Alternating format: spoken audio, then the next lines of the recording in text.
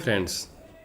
ગુજરાત માધ્યમિક અને ઉચ્ચતર માધ્યમિક શિક્ષણ બોર્ડ ગાંધીનગર દ્વારા પ્રસારિત થતા આ શૈક્ષણિક પ્રોગ્રામમાં આપ સૌનું સ્વાગત છે.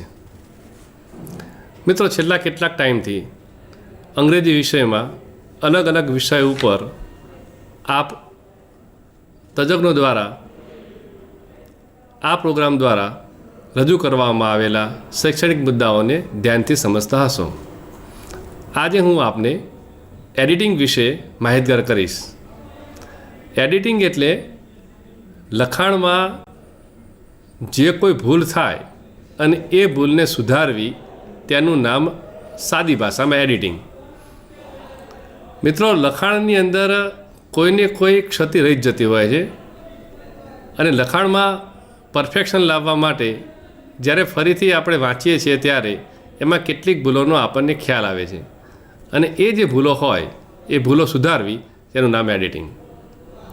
મિત્રો, એડિટિંગ એટલે કોઈપણ ભાષા ઉપર જ્યારે સંપૂર્ણ પ્રભુત્વ આવે અથવા તો ભાષા ઉપર જેટલું પ્રભુત્વ તમારું વધતું જાય એટલું તમારો એડિટિંગનો પાર્ટ સુધરતો જાય.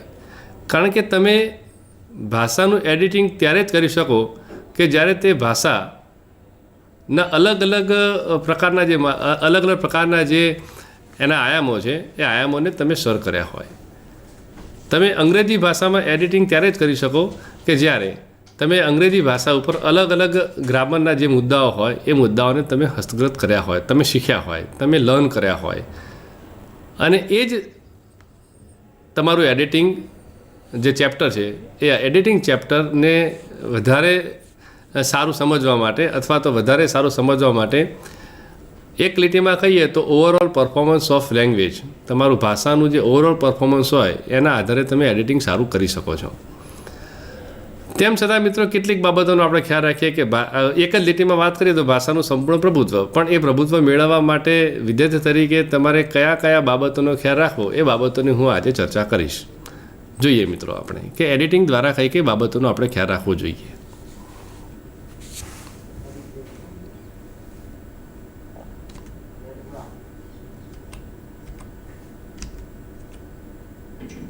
મિત્રો, એ પહેલાં એડિટિંગ શું એની અહીંયા 3 વ્યાખ્યાઓ આપવામાં આવી છે. Correcting the mistakes, making improvement to it એટલે કે ભૂલો સુધારવી. બીજા નંબર છે to make change in a text એટલે કે ટેક્સ્ટમાં ફેરફાર કરવો. અને ત્રીજી ડેફિનેશન એવી થઈ શકે કે collecting piece of writing to publish a book, magazine, a journal etcetera. મિત્રો, એનો મતલબ એ થશે કે એડિટિંગની મેં શરૂઆતમાં તમને વાત કરી કે ભૂલોને સુધારવી. એ આપણા લેવલે, વિદ્યાર્થી લેવલે તો એડિટિંગ આપણે આને કહીએ છીએ, પણ એડિટિંગનો એક જનરલ પણ અર્થ થાય છે. સામાયિક અથવા તો ન્યૂઝપેપરમાં જે એડિટિંગનો મતલબ એવો થાય છે અને એ જે એડિટિંગ કરે એને એડિટર કહેવાય છે. એટલે એનો એ લેવલે એડિટિંગ એ પ્રકારનું હોય છે કે તમને અલગ અલગ પ્રકારના પીસ ઓફ રાઇટિંગ મળે છે અને પીસીસ ઓફ રાઇટિંગ એટલે કે લખાણના અલગ અલગ મુદ્દા હોય એને કયા લખાણને કઈ જગ્યાએ મૂકવું. કોઈ તમે બુક બનાવતા હોય અને બુક બનાવતી વખતે કયા ચેપ્ટરને અથવા તો કયા રાઇટિંગને કઈ જગ્યાએ લખવું અને એના જે ફેરફાર હોય એને પણ એડિટિંગ કરવામાં આવે છે.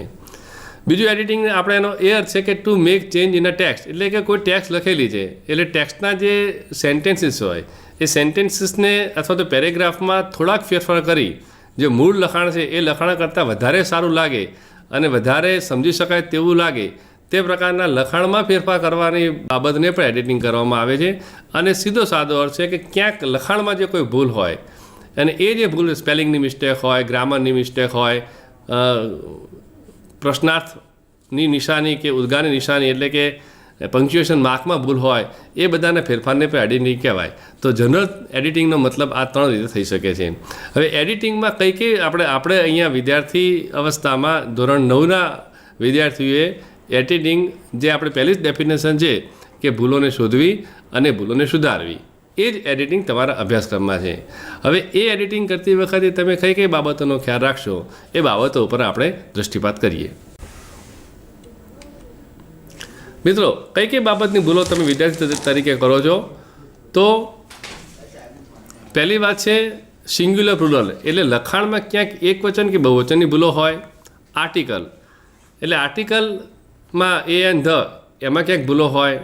કંજક્શન એટલે આ દરેક ચેપ્ટરની આપણે વિગતવાર સમજૂતી અંદર જોઈશું જ, પણ ક્યાં કન્જક્શનની ભૂલ હોય, એ ઉપરાંત સબ્જેક્ટ વર્બ કોન્કર્ડ એટલે કે કર્તા અને ક્રિયાપદ એ બંનેના સમાયોજનની ભૂલ હોય, પ્રેપોઝિશન એટલે ક્યાંક કંઈક પ્રેપોઝિશનમાં ભૂલ હોય, સ્પેલિંગ મિસ્ટેક હોય, વર્બને લગતી કેટલીક ભૂલો હોય, એટલે કે તમારે જે અલગ અલગ કાળ આવે છે અંગ્રેજીમાં, એટલે કાળ લખવામાં ક્યાંક ભૂલ હોય, સર્વનામ there are so many types of pronouns એટલે કે સર્વનામમાં ભૂલ હોય, ગ્રામરમાં ભૂલ હોય, એટલે ગ્રામરના બધા જ મુદ્દા અહીં આવી જાય છે, ગ્રામરમાં કોઈ ભૂલ હોય, પંક્ચ્યુએશન માર્કમાં કોઈ ભૂલ હોય, આ બધી જ જે ભૂલો છે એ ભૂલોને આધારે આપણે એડિટિંગ કરી શકીએ છીએ. એટલે એડિટિંગ કરતી વખતે કોઈ ભૂલોને સુધારતી વખતે આટલી બાબતોનો તમારે ખ્યાલ રાખવાનો હોય છે. મિત્રો, સિંગ્યુલર પ્લુરલ એટલે કે એકવચન બહુવચનની ભૂલો, એના માટે આપણે જોઈએ એડિટિંગ ઓફ સિંગ્યુલર પ્લુરલ એટલે કે એકવચન અને બહુવચનની ભૂલો ક્યાં કરી શકીએ છીએ આપણે? તો જ્યારે કેટલીક વખત કેટલાક શબ્દો લખવામાં આપણે ભૂલ કરીએ છીએ કે આઈ મેટ અ બોય, તો હું એક છોકરાને મળ્યો, એટલે અ બોયની જગ્યાએ માનો કે શબ્દ એવો લખ્યો છે કે આઈ મેટ બોયઝ, એટલે આઈ મેટ બોયઝ અને I met a boy. I met a boy એનો મતલબ એક જ વિદ્યાર્થી થાય છે, પણ જ્યારે બોયની જગ્યાએ બોયઝ લખ્યું હોય તો એનો મતલબ એક કરતાં વધારે વિદ્યાર્થીઓ થાય છે. ત્યાં વાતને કન્ફ્યુઝન કરવાનું થતું હોય છે. એવી રીતે જ્યારે સપોઝ કે ચાઇલ્ડ, તો ધ ચાઇલ્ડ હેઝ, ચાઇલ્ડ પછી હેઝ આપવામાં આવ્યું હોય તો એનું એક વચન થાય છે, તો એક વચનની જગ્યાએ ચિલ્ડ્રન શબ્દ લખ્યો હોય તો એ શબ્દ બહુવચનમાં થાય છે. એટલે કે એક વચન અને બહુવચનના there are so many words કે ઘણા બધા શબ્દો હોય છે, જેવા કે ટૂથ અને ટીથ, મેન અને men, lady ladies, leaf leaves, suppose bench તો બેન્ચીસ. એટલે અંગ્રેજીમાં કેટલાક પ્રકારના શબ્દો હોય છે કે ક્યારેક શબ્દોનો એક વચનમાં ઉપયોગ કરવાનો હોય છે, ક્યારેક શબ્દોનો બહુવચનમાં ઉપયોગ કરવાનો હોય છે. એટલે એક વચનમાં શબ્દોનો ઉપયોગ કરવાનો હોય કે બહુવચનમાં શબ્દોનો ઉપયોગ કરવાનો હોય તેનો તમારે ખ્યાલ રાખવો જોઈએ. હવે જો તમને આ શબ્દોની ખબર ના હોય કે એક વચનમાં કયા શબ્દોનો ઉપયોગ કરવો, બહુવચનમાં કયા શબ્દોનો ઉપયોગ કરવો, તો પછી ત્યાં ભૂલ હોય છે. એટલે તમે જ્યારે વાક્ય વાંચતા હોય અથવા તો જ્યારે તમે ટેક્સ્ટ વાંચતા હોય તો ટેક્સ્ટ વાંચતી વખતે તમારે જ્યારે એડિટિંગ કરવાનું થતું હોય તો એ વખતે શબ્દ એ જે મેઇન નાઉન હોય કે જે કોઈ શબ્દોનો ઉપયોગ થયો હોય એ ખરેખર શબ્દ એક વચનમાં આવવો જોઈએ કે બહુવચનમાં આવવો જોઈએ એનો તમારે ખ્યાલ રાખવો જોઈએ.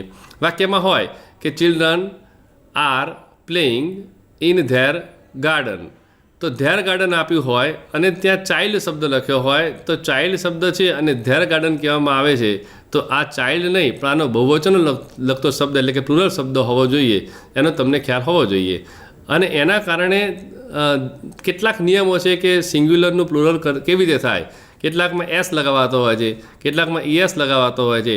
આવા કેટલાક ચેન્જીસ તમે આગળના ધોરણમાં એટલે કે 5મું, 6ઠું, 7મું, 8મું આ ધોરણોમાં તમે મળ્યા છો કે ચોક્કસ શબ્દનું પ્લુરલ શું થાય અથવા તેનું સિંગ્યુલર શું થાય, અને એ તમારા પૂર્વજ્ઞાનને આધારે તમે આ પ્રકારના એકવચન અને બહુવચનને લગતી જે ભૂલો હોય છે એ ભૂલોને તમે સુધારી શકો. હવે એકવચનને બહુવચનને લગતી ભૂલો સુધારવાની તો વાતની તમને ખ્યાલ આવ્યો, પણ આ એકચ્યુઅલી એ કેવી રીતે સુધારવી અથવા તો એ કેવા પ્રકારની ભૂલો હોય અને એને એડિટ કેવી રીતે કરી શકાય એનું ઉદાહરણ આપણે જોઈએ. માનો કે અહીંયા એક બ્લેન્ક્સ આપી છે કે edit the underline parts of the text, ખાલી જગ્યાએ તમારે પૂરવાનું કહ્યું છે. અથવા તો ત્યાં તમને એમસીક્યુ પણ આપવામાં આવ્યા હોય, આઈ કોલ્ડ 5 બોય, તો અહીંયા બ્લેન્ક્સ આપી છે, એની જગ્યાએ એમસીક્યુ પણ આપેલા હોય અને 4 ઓપ્શન આપ્યા હોય. તો અહીંયા આખું વાક્ય પહેલાં આપણે વાંચી લઈએ, પછી ક્યાં ક્યાં કેવી ભૂલો છે જોઈએ. આઈ cold 5 boy on the compound but they did not come. A gentleman came and informed me about those girls who were sitting near that ladies. She was standing on one benches. મિત્રો જુઓ, હવે અહીંયા છે આઈ cold 5 blank on the compound, તો અહીંયા આપણને boy શબ્દ આપ્યો છે. ઇનિશિયલ લેવલ એટલે શરૂઆતના સ્ટેજમાં તમને એક ઇન્ડિકેશન આપવામાં આવ્યું છે કે આ શબ્દ સુધારવાનો છે, અને ખાલી જગ્યામાં લખેલો શબ્દ જે બોય છે, અંડરલાઇન વર્ડ જે બોય છે એની આગળ 5 વિશેષણ મૂક્યું છે. તો 5 પછી બોય તો ન જ હોય એવો આપણને તરત ખ્યાલ આવવો જોઈએ, કારણ કે 5 છે બોય એક વચન છે અને બોયઝ એ બહુવચન છે. તો આઈ કોલ્ડ 5 બોયઝ, તો બોયની જગ્યાએ ત્યાં બોય શબ્દ આવે. મિત્રો આ જ પ્રશ્ન તમને વિવિધ રીતે પૂછી શકે. કાં તો બ્લેન્ક્સ આપી જ ન હોય અને તમારે ફાઇન્ડ આઉટ કરવાનો છે કે શબ્દને તમે શોધો, અંડરલાઇન આપ્યો જ નથી શબ્દ, તો તમને ખ્યાલ આવવો જોઈએ કે અહીંયા 5 પછી બોય, આ you have to find out the mistake કે આ મિસ્ટેક છે, અને then you have to improve it કે બોયનું બોયઝ થાય. બીજી રીતે એવું પણ પૂછાય કે તમને there are given more than one options, એકથી વધારે ઓપ્શન આપે છે, બોય આપ્યા હોય, બોયઝ આપ્યું હોય, ક્યાંક પ્લુરલમાં ભૂલ હોય એટલે કે BOYES આપેલું હોય, BOYS આપ્યું હોય, BOES આપ્યું હોય, આવા 4 પ્રકારના શબ્દ આપ્યા હોય તો તમને ત્યાં એક કન્ફ્યુઝન થાય કે બોયનું બહુવચન શું થાય. એટલે એ પ્રકારના શબ્દ વધારે અઘરા હોય છે, કારણ કે ત્યાં કન્ફ્યુઝન થાય છે કે બોય શબ્દ આવે તો બોયઝની પાછું એનો સ્પેલિંગ કયો, તો તમને સ્પેલિંગનો પણ ખ્યાલ આવવો જોઈએ.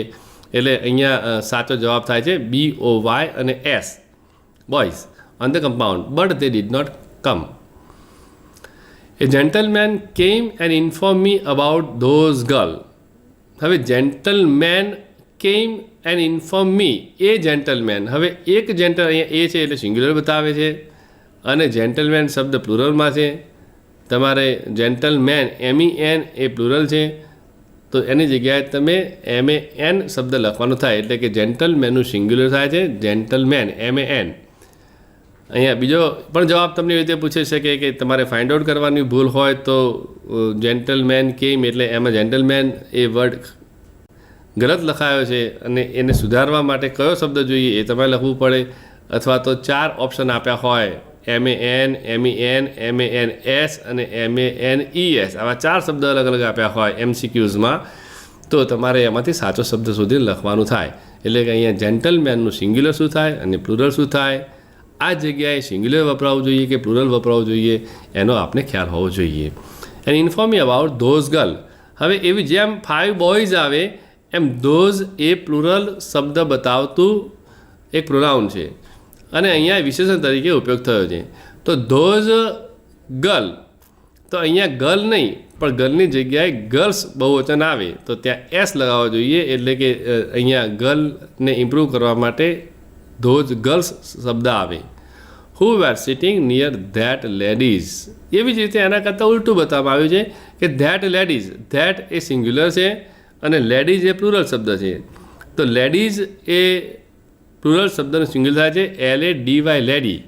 તો ધેટ શબ્દ આપ્યો છે તો ધેટ સાથે પ્લુરલ નહીં પણ ત્યાં સિંગ્યુલર એટલે કે LADY, લેડી શબ્દ ત્યાં આવે, એટલે એની ભૂલ તમે LADY, લેડી લખીને સુધારી શકો.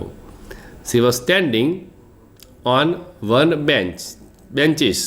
અહીંયા તમને બેન્ચીસ શબ્દ આપ્યો છે અને આગળ વન શબ્દ આપ્યો છે, એટલે એ જે ફ્રેઝ છે વન બેન્ચીસ, તો વન બેન્ચીસ નહીં પણ વન હોય તો એ સિંગ્યુલર છે અને એના કારણે ત્યાં વન બેન્ચ જ શબ્દ આવે, એટલે વન બેન્ચ શબ્દ ત્યાં હોવો જોઈએ.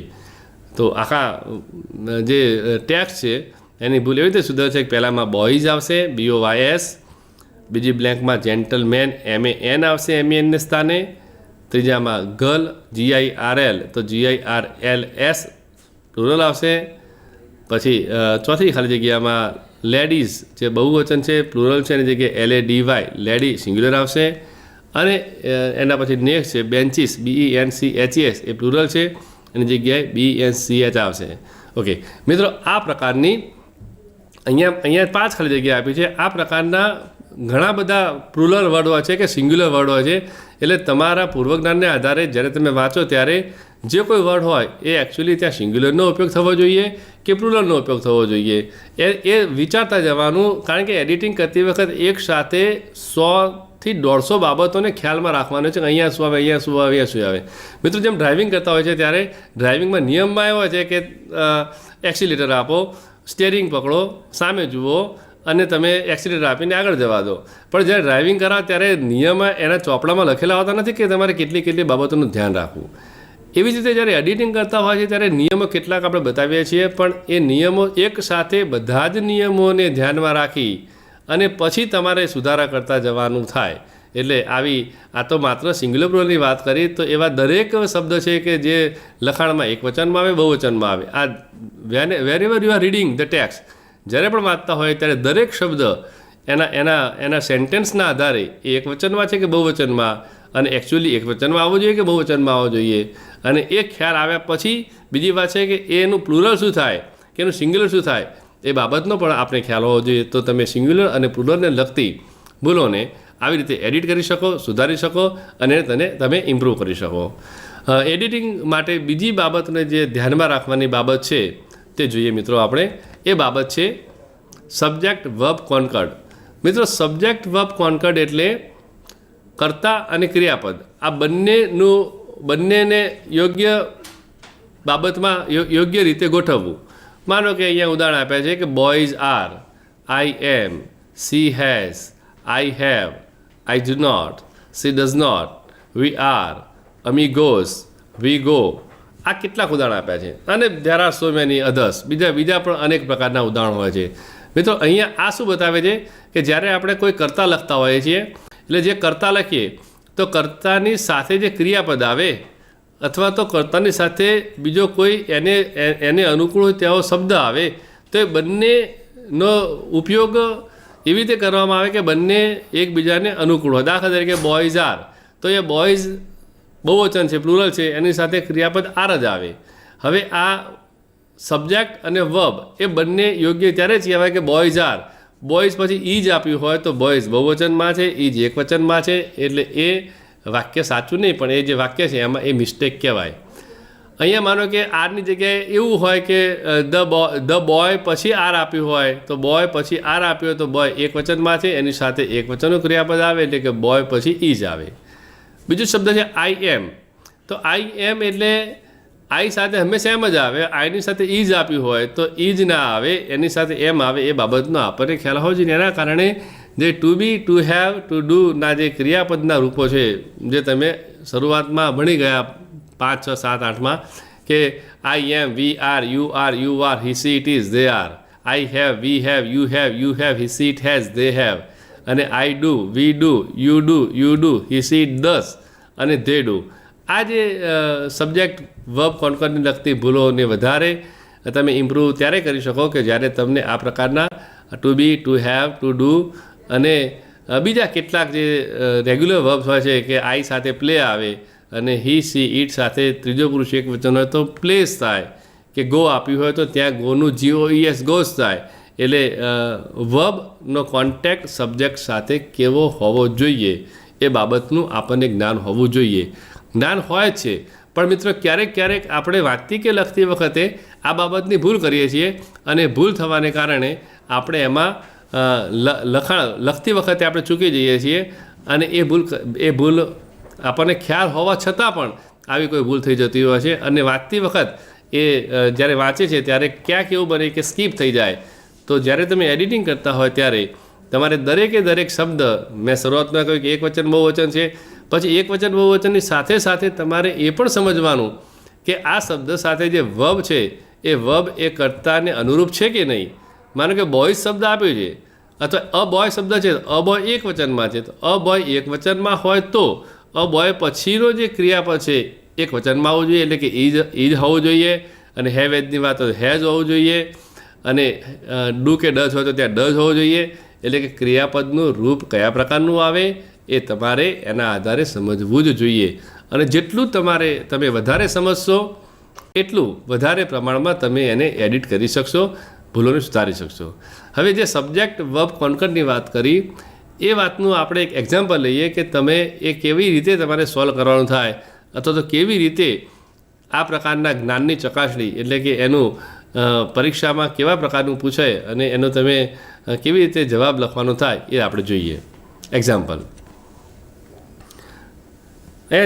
વાક્ય છે કે edit the underline part of the text. Generally I does not drive vehicle at night. She have a scooter and she always drive at night. It is not good. She don't know the troubles which one have to face during night time. મિત્રો અહીંયા જો કે generally I does not, જેમ હમણાં આપણે જોયું એ મુજબ આઈ પછી આઈ એ ટુ બીના જે ક્રિયાપદો છે ટુ હેવના, ટુ ડુના, એના આધારે તમને ખ્યાલ આવશે કે ડુ ડઝની વાત હોય તો આઈ પછી ડુ નોટ આવે, અને ડઝ હોય તો ડઝ હંમેશા હી સી ઇટ અથવા તો સિંગ્યુલર થર્ડ પર્સન સિંગ્યુલર હોય તો જ ડઝ આવે, અને આઈ સાથે હંમેશા ડુ આવે. એટલે અહીંયા ડઝ નહીં પણ એની જગ્યાએ ડુ નોટ હોવું જોઈએ. એટલે કે આઈ ડઝને સ્થાને તમે ડુ લખો તો તમે એ ભૂલને એડિટ કરી કહેવાય. Drive vehicle at night, she have. જેમ આઈ સાથે ડુ આવે એમ સી સાથે હેઝ આવે. અહીંયા સી સાથે હેવ લખેલું છે તો ત્યાં હેવ એ ભૂલ છે, અને હેવને સ્થાને ત્યાં સી હેઝ લખવાનું થાય. એટલે કે she has a scooter and she always drive at night. જો જેમ કહ્યું કે થર્ડ પર્સન સિંગ્યુલર હોય તો સી સાથે હેઝ આવ્યું, ફરી પાછું અહીંયા સી આવે છે, અને ઓલવેઝ ડ્રાઈવ એ ક્રિયાપદમાં એસ લગાવ્યો નથી, અને સી એ થર્ડ પર્સન સિંગ્યુલર છે, એના કારણે ત્યાં ડ્રાઇવ્સ થાય. તો she always drives at night. It is not good. She don't. I સાથે ડઝ નોટ આવ્યું ઉપર ફર્સ્ટ સેન્ટેન્સમાં, અને અહીંયા સી સાથે ડોન્ટ લખ્યું છે. જેમ આઈ સાથે ડુ નોટ આવે અને અહીંયા સી છે થર્ડ પર્સન સિંગ્યુલર છે, માટે ત્યાં ડોન્ટ નહીં પણ ડઝન્ટ આવે. એટલે અહીંયા she doesn't know the troubles which one have. જેમ હેવ એ પ્લુરલ સાથે આવે છે અને વન શબ્દ એ થર્ડ પર્સન સિંગ્યુલર છે, એટલે વન સાથે હેઝ આવે, તો અહીંયા વનની સાથે હેવ નહીં પણ હેઝ એ સબ્જેક્ટ વર્બ કોન્કોર્ડને આધારે આવશે. તો જવાબ બનશે one has to face during night time. હવે અહીંયા આખો જવાબ એમ બનશે કે જનરલી આઈ ડઝ નોટની જગ્યાએ do not, drive at night, she હેવને સ્થાને has a scooter, and she always ડ્રાઈવને સ્થાને drives at night. It is not good. She ડોન્ટની સ્થાને doesn't know the troubles, which one હેવને સ્થાને has, which one has to face during night time. આ subject verb કોન્કોર્ડની આપણે કેવી રીતે પૂછાય એ આપણે જોયું. એ પછી મિત્રો editing of verb. Editing of verb એટલે કે ક્રિયાપદ. તમારે અંગ્રેજીમાં અલગ અલગ પ્રકારના ટેન્સીસ આવે છે. હવે અંગ્રેજીમાં અને ગુજરાતીમાં ફેર એ છે કે ગુજરાતીના કેટલાક જે ટેન્સીસ હોય છે કાળ હોય છે, અને અંગ્રેજીના ટેન્સીસમાં કેટલોક ફેરફાર હોય છે. અંગ્રેજીમાં આપણે ભાષામાં કન્ફ્યુઝન કરતાં કેટલાક જે ભાષા લખવામાં જે કન્ફ્યુઝન થાય છે એના કેટલાક કારણો છે કે અંગ્રેજીના 12 કાળ છે તો સામે ગુજરાતીમાં એટલા કાળ હોતા નથી, અને એના કારણે ક્યાંક કેવાક પ્રકારની ભૂલો થાય છે. અહીંયા વર્તમાન કાળના જે એટલે અંગ્રેજી ભાષાનું એડિટિંગ કરતી વખતે તમને જે there are so many tenses in English, અહીંયા જે 11 કે 12 કાળ છે એટલે 12 કાળ છે, 12માંથી તમારા અભ્યાસક્રમમાં 9મા ધોરણમાં અભ્યાસક્રમમાં જેટલા કાળ આવતા હોય એટલા કાળ અહીંયા આપણે દર્શાવેલા છે. તો એ કાળનો આપણને ખ્યાલ હોવો જોઈએ, અને કાળને આધારે ક્યાંક ભૂલ હોય તો એને સુધારવી જોઈએ. અહીંયા જુઓ મિત્રો, પાસ્ટ ટેન્સ તો ED form, was were ING અને હેડ પ્લસ પાસ્ટ પાર્ટિસિપલ. એ શું બતાવે છે કે પાસ્ટ ટેન્સ તમારે 3 પ્રકારના હોય છે. એક સિમ્પલ પાસ્ટ હોય, માનો કે આઈ વેન્ટ બોમ્બે યસ્ટરડે, તો એ સિમ્પલ પાસ્ટ ટેન્સ થયો. અને સિમ્પલ પાસ્ટ ટેન્સ થયો હોય તો સિમ્પલ પાસ્ટ ટેન્સની આપણે જ્યારે વાંચતી વખત ખબર પડે કે આ વાત એ સિમ્પલ પાસ્ટ ટેન્સ સૂચવે છે, તો એમાં ઈડીવાળું ફોર્મ એટલે કે I went Bombay last night, C કેમ યસ્ટરડે, તો કમ હોય તો એનું પાસ્ટ ટેન્સ કેમ આવવું જોઈએ.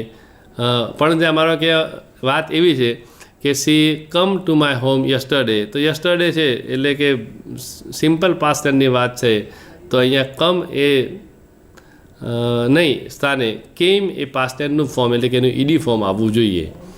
એવી રીતે બીજો ટેન્સ છે કે વોઝ વેર આઈએનજી, એ ચાલુ ભૂતકાળ બતાવે છે કે જ્યારે ભૂતકાળમાં એક ક્રિયા બની ત્યારે બીજી ક્રિયા ચાલુ હોય તો વોઝ વેર આઈએનજી આવે. ફોર એક્ઝામ્પલ કે when I went to his home he was playing, એટલે હું જ્યારે એના ઘરે ગયો ત્યારે એ રમતો હતો. તો અહીંયા એક કાળ નક્કી છે કે when I went to his home એ ભૂતકાળની એક ક્રિયા થઈ ત્યારે બીજી ક્રિયા હી વોઝ પ્લેઇંગ એ ચાલુ હતી, તો ત્યાં વોઝ પ્લેઇંગ જેવો જવાબ હોવો જોઈએ. અને હેડ પ્લસ પાસ્ટ પાર્ટિસિપલ એ પૂર્ણ ભૂતકાળ બતાવે છે, અને એ જ્યારે ભૂતકાળની એક ક્રિયા પૂરી થાય એ પહેલાં બીજી ક્રિયા બની ગઈ હતી, એટલે એ દર્શાવવા માટે પૂર્ણ ભૂતકાળનો ઉપયોગ થતો હોય છે. એટલે એવો પૂર્ણ ભૂતકાળનો ઉપયોગ ફોર એક્ઝામ્પલ કે before I went to his house he had completed his work. તો એના ઘેર ગયો એ પહેલાં એ ક્રિયા પૂરી થઈ ગઈ હતી. તો એ ક્રિયા પૂરી થઈ ગઈ હોય, ભૂતકાળની એક ક્રિયા પહેલાં બીજી ક્રિયા પૂરી થઈ ગઈ હોય તો એને પૂર્ણ ભૂતકાળ તરીકે ઓળખવામાં આવે છે. અને એવો પૂર્ણ ભૂતકાળની જો વાત હોય તો ત્યાં એનું જે પૂર્ણ ભૂતકાળનું રૂપ છે હેડ વત્તા પાસ્ટ પાર્ટિસિપલ એનો ઉપયોગ થયેલો હોવો જોઈએ. એટલે ભૂતકાળના જો 3 ફોર્મ છે એ ભૂતકાળના 3, ચોથો છે ચાલુ પૂર્ણ ભૂતકાળ, પણ એ તમારા અભ્યાસક્રમમાં આવતો નથી. તો આ ભૂતકાળના જે 3 ફોર્મ છે એ 3 ફોર્મનો આપણને ખ્યાલ હોય તો ભૂતકાળને લગતી જે વાતો છે એ વાતોને તમે સમજી શકો અને એની ભૂલો તમે સુધારી શકો. મિત્રો, એવી રીતે પ્રેઝન્ટ ટેન્સ એટલે કે વર્તમાનકાળ, તો વર્તમાનકાળના 4 વર્તમાનકાળનો તમારે ખ્યાલ રાખવો જોઈએ. એક સાદો વર્તમાનકાળ, બીજો ચાલુ વર્તમાનકાળ, ત્રીજો પૂર્ણ વર્તમાનકાળ અને ચોથો ચાલુ પૂર્ણ વર્તમાનકાળ. આ 4 વર્તમાનકાળ કઈ જગ્યાએ શેનો ઉપયોગ થાય એનો આપણને ખ્યાલ હોવો જોઈએ. માનો કે સાદો વર્તમાનકાળ હોય તો એ રોજની ક્રિયા હોય,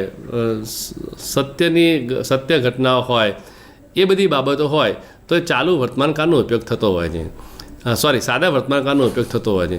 હવે જ્યારે સાદા વર્તમાનકાળનો ઉપયોગ થાય તો એ વખતે તમને સાદા વર્તમાનકાળનું રૂપ યાદ આવવું હોવું જોઈએ કે સાદા વર્તમાનકાળનું ફોર્મ કેવું હોય છે કે જો વાત એ માનો કે જે ફંક્શનનો આપણે રોજની ક્રિયાઓ માટે જે વાત કરીએ છીએ તો એમાં કરતાં પછી કાં તો ક્રિયાપદનું મૂળરૂપ આવવું જોઈએ અને જો એ જ વાત થર્ડ પર્સન સિંગ્યુલરની વાત હોય તો એસ યસ પ્રત્યે લાગવું જોઈએ. માનો કે I go to school every day, રોજની વાત છે તો આઈ ગો. અને એ જ વાત માનો કે થર્ડ પર્સન સિંગ્યુલર હોય કે Amisha goes to school every day, third person singular આવે તો ગોને સ્થાને ગોઝ આવે. એટલે કે સાદા વર્તમાનકાળની વાત છે તો સાદો વર્તમાનકાળ હોય તો એ ક્રિયા ક્યારે હોય કે જનરલી જે ક્રિયા જનરલી બનતી હોય વારંવાર, ક્યારેક વર્ષમાં એક વખત પણ રેગ્યુલર રૂટીનમાં બનતી હોય કે every Diwali I celebrate with my parents.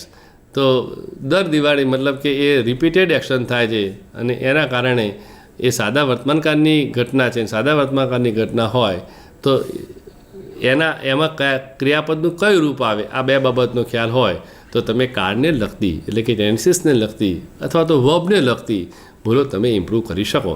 માનો કે જે ઘટના રોજની થાય છે તો આપણને પહેલાં તો ટેન્સીસની ભૂલોને ઇમ્પ્રૂવ કરવા માટે 2 બાબતનો ખ્યાલ રાખવાનો. પહેલાં તો તમારે એ સમજવાનું કે આ જે કંઈ વાત થઈ રહી છે તે કયા કાળની છે અને બીજી એ જે કાળની વાત છે એ તમને સમજાય પછી એ કાળ કયા અંગ્રેજીના ફોર્મ દ્વારા લખવામાં આવે.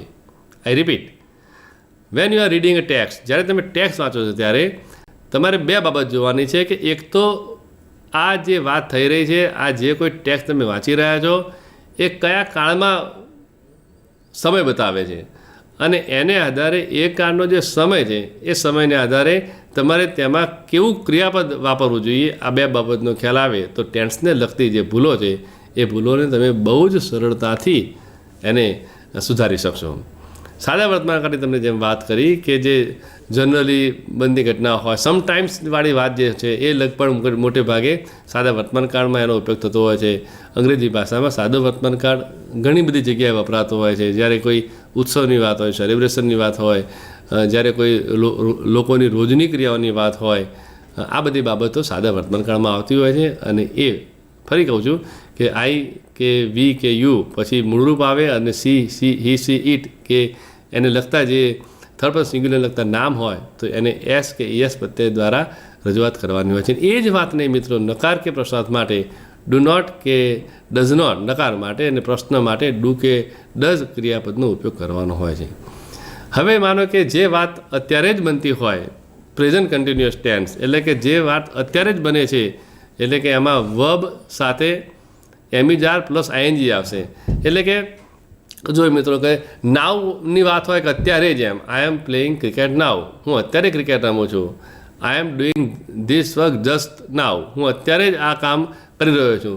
એટલે જે ક્રિયા અત્યારે હાલ ચાલી રહી છે, આઈ એમ સ્પીકિંગ નાવ, હું અત્યારે બોલી રહ્યો છું. You are listening to me, તમે મને સાંભળી રહ્યા છો. તો એમિજાર પછી તરત આઈએનજીનું ક્રિયાપદ આવે છે તો એ ચાલુ વર્તમાનકાળ બતાવે છે અને એનો અર્થ એ થાય કે આ ક્રિયા અત્યારે હાલ ચાલુ છે.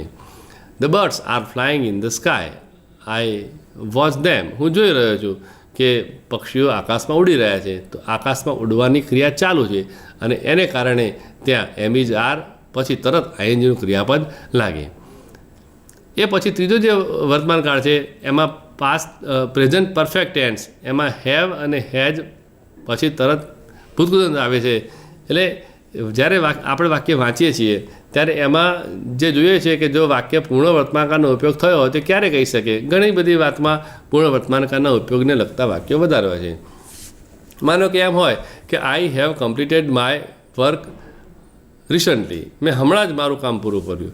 પૂર્ણ વર્તમાનકાળનો ઉપયોગ મિત્રો ક્યારે થાય કે જે કામ તમે થોડાક સમય પહેલાં કે ઘણા સમય પહેલાં ભલે પૂરું કર્યું છે પણ અત્યારે હાલ તમે એવું બતાવવા માગો છો કે આ કામ પૂરું કર્યું છે કે નથી થયું, કે જે કોઈ ક્રિયા થઈ છે ઇટ ઇમ્પેક્ટ્સ યુ, એની અસર તમારી ઉપર છે. એટલે એ તમને ખ્યાલ છે, તમારી જાણમાં છે અને અત્યારે હાલ તમે એની રજૂઆત કરો છો.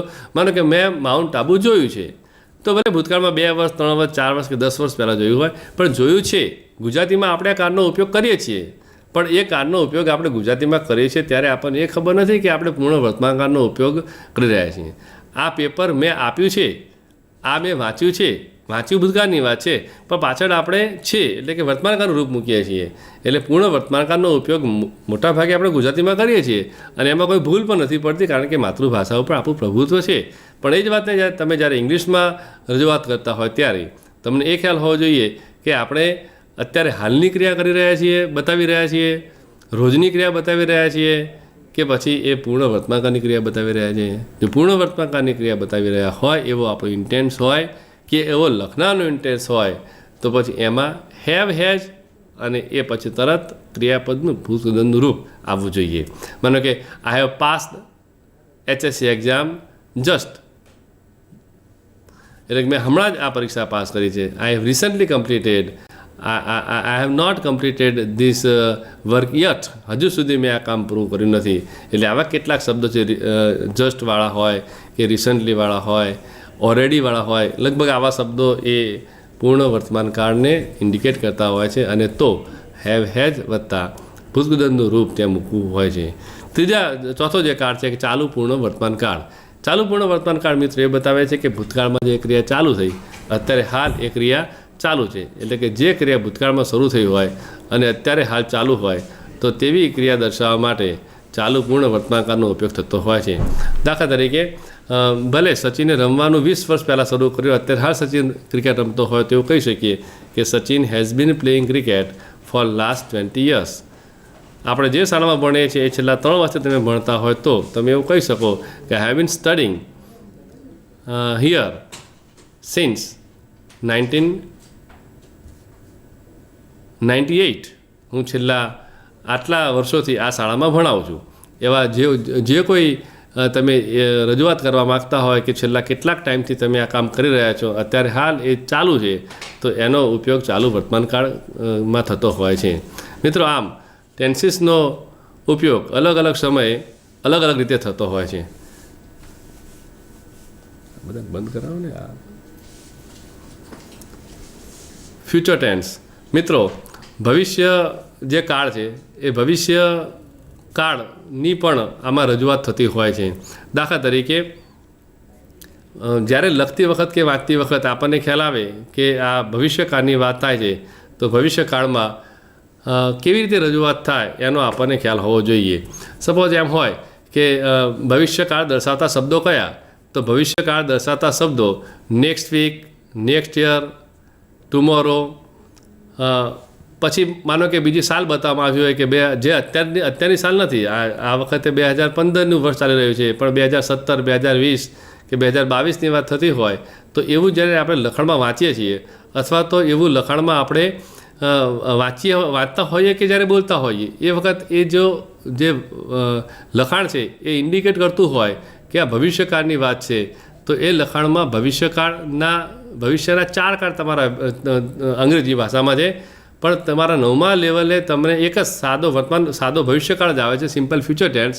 અને સિમ્પલ ફ્યુચર ટેન્સમાં વિલ અથવા તો શેલ અને એની સાથે ક્રિયાપદનું મૂળરૂપ આ લખવાથી તમારો ભવિષ્યકાળમાં વાક્ય બને છે. એટલે તમને એનો ખ્યાલ હોવો જોઈએ કે ભવિષ્યકાળ કેવી રીતે લખાઈ શકે છે અને એને જો ટુમોરો આપ્યું હોય તો પછી tomorrow next week, next year, next Diwali જેવો શબ્દ આપ્યો હોય તો એ બતાવે છે કે આ વાત ભવિષ્યકાળની છે અને એ વાતની રજૂઆત કરવા માટે શેલ અને વિલ સાથે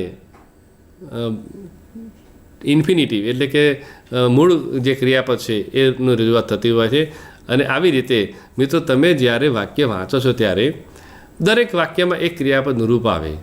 દરેક વાક્યમાં જ્યારે એક ક્રિયાપદનું રૂપ આવે તો એ વાક્ય કયા કાળમાં રજૂ થયું છે એનો તમને ખ્યાલ હોવો જોઈએ. હવે જ્યારે વાક્ય કયા કાળમાં રજૂ થયું છે એનો તમને ખ્યાલ આવે તો એ કાળ રજૂ કરતી વખતે કઈ ભાષાનો ઉપયોગ થયો છે એ ભાષાનો તમને ખ્યાલ હોવો જોઈએ. મિત્રો ફરી રિપીટ કરું છું કે જ્યારે પણ તમે વાક્યને વાંચો છો, ટેક્સ્ટને વાંચો છો, તો એ આખી ટેક્સ્ટ પહેલાં વાંચવા, જે પેરેગ્રાફ આપ્યો છે એ પેરેગ્રાફ એટલે કે ટેક્સ્ટ જે છે એ ટેક્સ્ટને પહેલાં સંપૂર્ણ ટેક્સ્ટ વાંચ્યા પછી તમને એવો ખ્યાલ આવશે કે આ ટેક્સ્ટ એ કયા કાળમાં રજૂઆત કરે છે. એટલે એ જે એની ટેક્સ્ટની જે બાબત છે એ વર્તમાનકાળ રજૂ કરે છે, ભૂત રજૂ કરે છે, ભવિષ્યકાળ રજૂ કરે છે અથવા ત્રણે રજૂ કરે છે. અને એમાં દરેકમાં એવા ને કોઈ ઇન્ડિકેશન તમને આપ્યા હશે કે જે એ બતાવે છે શબ્દો કે આ કયો કાળ દર્શાવે છે. અને તમારે એ કયો કાળ કેવી રીતે દર્શાવે છે એ બાબતનો ખ્યાલ એ તમારા વર્બનું જે નોલેજ છે એ નોલેજને આધારે તમે એ રજૂ કરી શકો કે કયા કાળનો ચોક્કસ શબ્દ ક્યાં મૂકી શકાય. એટલે કે on the base of your knowledge of tenses તમે કાળને લગતી, ટેન્સને લગતી, વર્બને લગતી ભૂલો સુધારી શકો છો. મિત્રો આટલું સમજ્યા પછી કે ટેન્સને લગતી ભૂલો કેવી રીતે લખાઈ શકે અને એ ભૂલો જે છે એને કેવી રીતે તમે સુધારી શકો એ બાબતનું આપણે એક એક્ઝામ્પલ જોઈએ.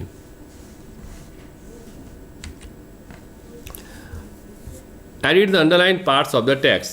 Yesterday, I go to Agra. I seen the Taj. It is beautiful. Before you call me, I return from there. I go there again next week. મિત્રો અહીંયા છે યસ્ટરડે આઈ ગો. યસ્ટરડેની વાત છે એટલે ભૂતકાળની વાત થાય છે, મેં તમને સમજાવ્યું એ મુજબ. અને આઈ ગો એટલે કે ત્યાં ગો નહીં પણ યસ્ટરડે છે ભૂતકાળ દર્શાવે છે માટે ત્યાં વેન્ટ આવે. એટલે yesterday I went to Agra. I seen the Taj. I seen the Taj વાત યસ્ટરડેની છે એટલે સીન નહીં આવે, ત્યાં સીનનું ક્રિયાપદનું રૂપ થશે SAW. I saw the Taj. It is beautiful. Before I call you, I return from there. Before I call you, તો before I call you ની જગ્યાએ આવશે before I called you. ત્યાં સિમ્પલ પાસ્ટ આવશે I return from there. તો I return ને સ્થાને પૂર્ણ રૂપ છે એટલે I had returned from there. I go there again next week. Next week એટલે ભવિષ્યકાળ બતાવે છે માટે ગોને સ્થાને આવશે I will go there again next week. Okay, તો આવી રીતે મિત્રો તમે કાર્ડને લગતી ભૂલો સુધારી શકો. અહીંયા મિત્રો મેં એડિટિંગની કેટલીક વાત કરી કે એડિટિંગમાં સિંગ્યુલર પ્લુરલની ભૂલ તમે કેવી રીતે સુધારી શકો, સબ્જેક્ટ વર્બ કોન્કરની ભૂલ તમે કેવી રીતે સુધારી શકો, ત્યાં ક્રિયાપદને લગતી તમે ભૂલો કેવી રીતે સુધારી શકો. આ ભૂલોને આધારે તમે એડિટિંગમાં એટલા ફેરફાર કરી શકો. મિત્રો આને આધારે તમે કેટલાક ફેરફાર કરી શકો. આપણે એડિટિંગના આ 3-4 મુદ્દાની અત્યારે વાત કરી અને એના આધારે આપણે એવું કહી શકીએ કે જો આટલી ભૂલો સુધારો તો એડિટિંગને આપણે કેટલીક એડિટિંગનો જે પાર્ટ છે એને આપણે કેટલીક રીતે સમજી શક્યા કહેવાય. મિત્રો આ જ વાત હજી આપણે બીજો જે એપિસોડ છે અથવા તો જે બીજો એક એડિટિંગનો એક ભાગ છે એમાં આ વાત ફરી આપણે જોઈશું. Thank you.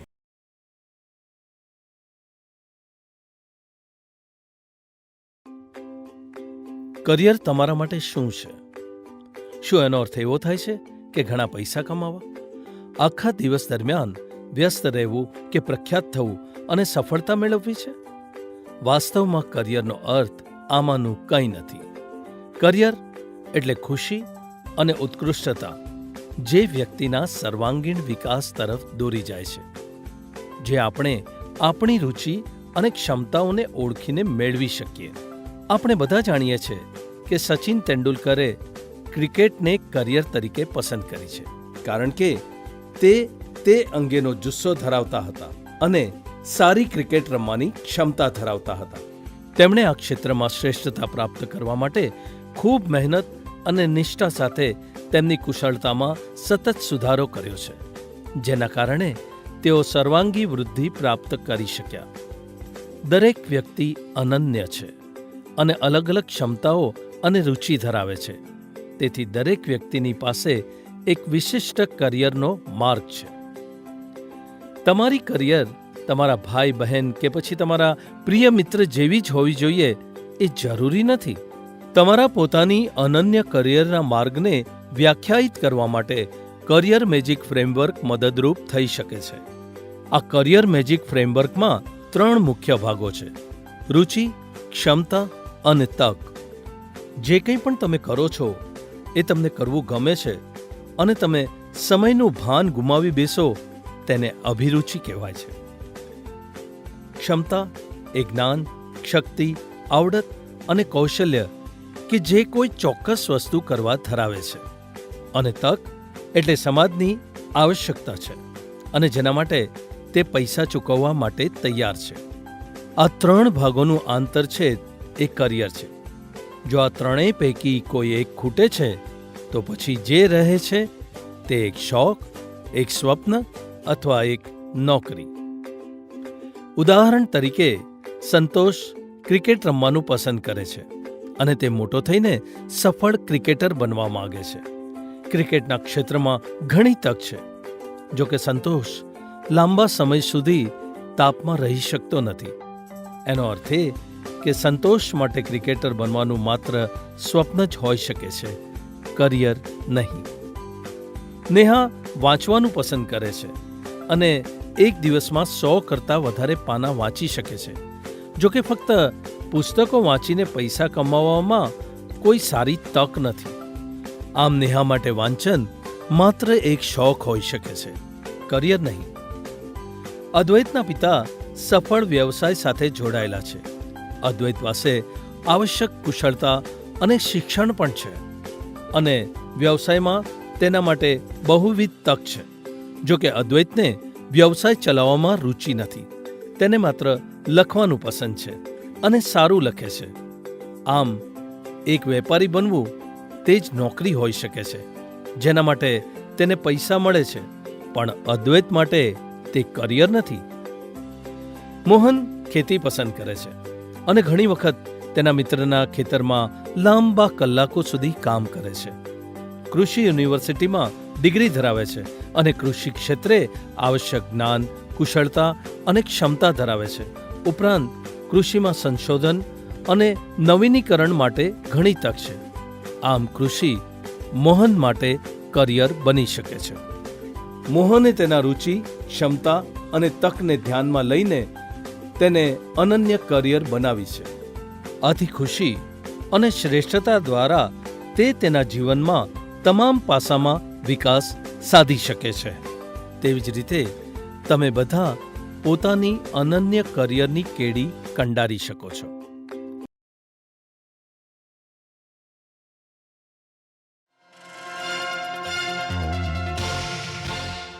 મિત્રો, બરાબર યાદ રાખવાનું છે, 10મા અને 12માની પરીક્ષા એ તમારી આખી જિંદગી નથી. તમે માની લો એવો કે નાપાસ થયા તો તમારી જિંદગી નથી ચલી ગઈ. એક પ્રયાસ ચાલ્યો ગયો છે, બીજો પ્રયાસ છે, ચિંતા નહીં કરો. ગુજરાતના 100 મુઠ્ઠી ઊંચેરા માનવ રત્નોને હું મળ્યો અને એમનું જીવન કેમ વીત્યું એ મેં જાણ્યું ને લખ્યું છે. 100માંથી 63 વ્યક્તિત્વો એવા છે જે મુઠ્ઠી ઊંચેરા કયા છે કે જે 63 વ્યક્તિત્વો મારા તમારી જેમ પરીક્ષામાં નાપાસ થયા હોય, ડ્રોપ આઉટ થઈ ગયા હોય, સ્કૂલ છોડી દીધી હોય. નારાયણભાઈ દેસાઈ જે મહાત્મા ગાંધીના ખોળામાં બેસીને ભણ્યા એ એક દિવસ સ્કૂલે ગયા છે, બાકી ગયા જ નથી. અને નારાયણભાઈ એ જ્યારે દેહ છોડ્યો ત્યારે 1920માં સ્થપાયેલી ગુજરાત વિદ્યાપીઠના ચાન્સેલર હતા. 21મી સદી આપણને કારકિર્દીની અનંત તક આપે છે. જે વિદ્યાર્થીઓ 10મા ધોરણ પછી શું કરવું, કઈ કારકિર્દી પસંદ કરવી એવી મૂંઝવણમાં હોય તેઓ પોતાની રુચિ અને ક્ષમતાઓના આધારે ઘણા બધા ક્ષેત્રોમાં કારકિર્દી બનાવી શકે છે. આવું એક ક્ષેત્ર છે ગણવેશધારી સેવાઓ. ચાલો જાણીએ આ ક્ષેત્ર વિશે અને આ ક્ષેત્રમાં કારકિર્દીની વિવિધ તક વિશે. ગણવેશધારી સેવાઓમાં કારકિર્દી અનન્ય કોઈ ક્ષેત્રમાં કારકિર્દીથી અલગ છે. તેમાં અસાધારણ હિંમત, બહાદુરી, બલિદાન અને માતૃભૂમિ માટે પ્રેમની આવશ્યકતા છે. આ બેજોડ ગુણો અને તેને ખૂબ જ આદરણીય અને પ્રતિષ્ઠિત કારકિર્દી બનાવે છે. સૈનિકો અને અધિકારીઓ જે આપણી સરહદોને સુરક્ષિત કરે છે, તેનાથી માંડીને ચોકીદાર સુધી બધા લોકો આ ગણવેશધારી સેવાઓના ક્ષેત્રમાં આવે છે. ગણવેશધારી સેવાઓને 4 મુખ્ય કેટેગરીમાં વર્ગીકૃત કરી શકાય છે. પ્રથમ પ્રકાર ડિફેન્સ ફોર્સ અથવા આર્મી, નેવી અને એરફોર્સ છે. બીજા પ્રકારમાં અર્ધલશ્કરી દળોનો સમાવેશ થાય છે, એટલે કે ભારતીય કોસ્ટ ગાર્ડ, આસામ રાઇફલ્સ અને સ્પેશિયલ ફ્રન્ટિયર ફોર્सेस. ત્રીજા પ્રકારમાં કેન્દ્ર અને રાજ્ય સશસ્ત્ર પોલીસ દળો છે. તેમાં મુખ્યત્વે central reserve police force, border security force, Indo Tibetan border police, central industrial security force, સશસ્ત્ર સીમા બલ, રેલવે પ્રોટેક્શન ફોર્સ અને સ્ટેટ રિઝર્વ પોલીસ ફોર્સનો સમાવેશ થાય છે. અને ચોથા પ્રકારમાં સિવિલ ડિફેન્સ ઓર્ગેનાઇઝેશન, હોમગાર્ડ અને ફાયર બ્રિગેડ સેવાઓનો સમાવેશ થાય છે.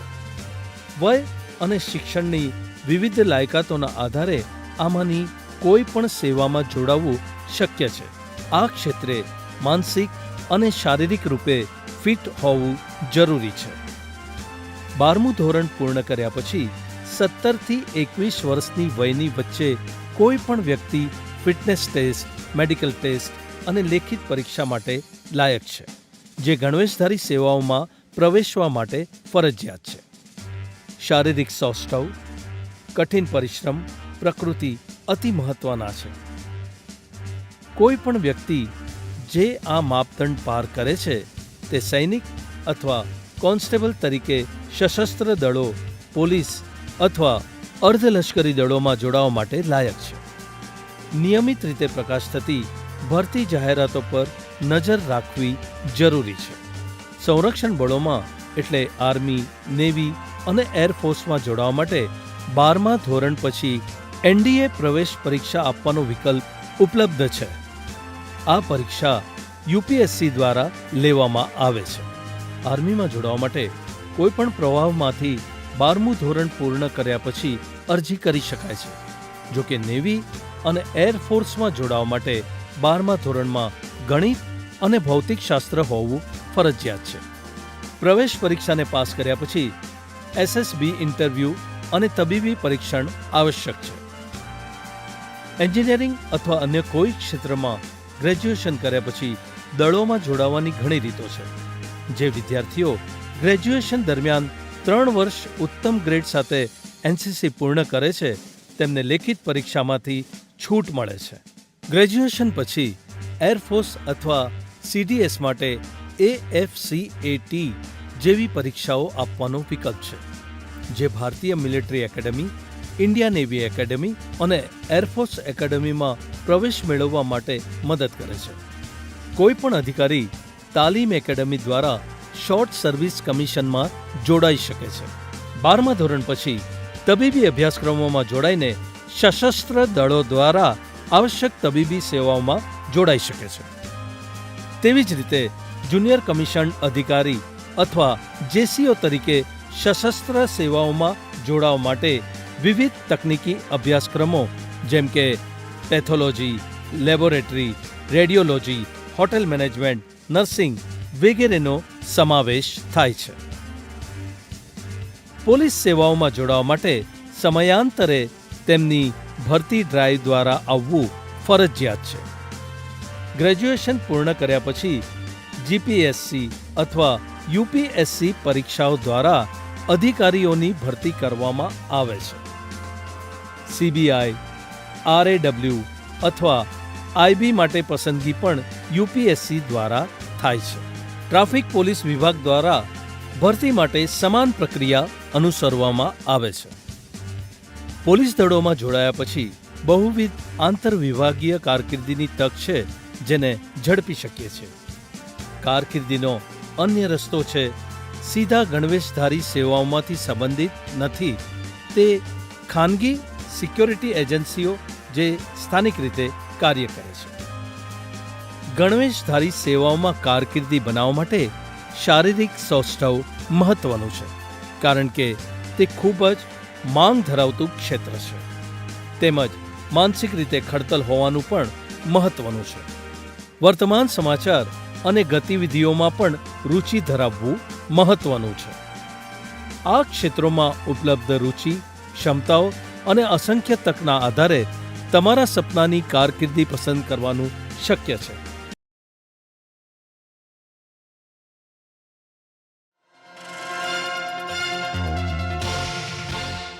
તો આપણે મોટા સાગર તરફ પ્રયાણ કરવાનું છે. આ અઘરું છે, ધીરજની કસોટી છે. પણ ધીરજની કસોટી જે છે એ જ મનુષ્ય હોઈ શકે. જે મનુષ્યમાં ધૈર્ય ન હોય, આવનારા દિવસોની તાકાત ન હોય, એ મનુષ્ય તરીકે નિષ્ફળ જાય છે. તો આપણે સફળ બનવું છે, સફળતાની સીડી સુધી, સિદ્ધિ સુધી પહોંચવું છે. તો આકાશ તો બરસેગા આજ કલ યા પરસોं या फिर बरसों के बाद.